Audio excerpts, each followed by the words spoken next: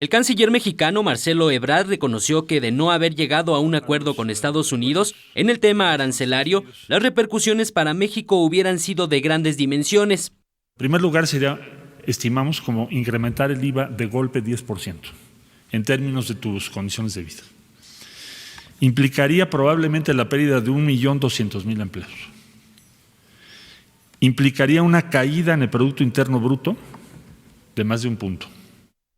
Sin embargo, gracias a la medida acordada con el gobierno estadounidense, ahora México tiene un plazo de 45 días para disminuir el flujo migratorio que transita hacia Estados Unidos cruzando la frontera sur.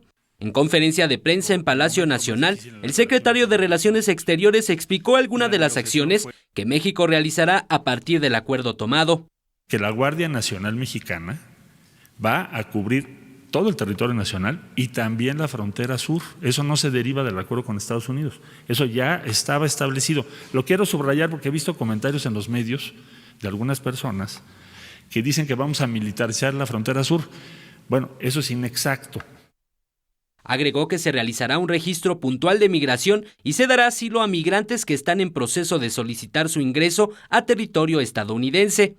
También informó que si las medidas no dan resultados, entonces se deberá pasar a un modelo regional. Tengamos que sentarnos a discutir con Estados Unidos y con otros países como cuáles, Guatemala, Panamá, Brasil. ¿Por qué? Porque a Brasil llegan los extracontinentales, Panamá porque ahí llegan cubanos y haitianos, Guatemala porque ahí pasan los hondureños y salvadoreños.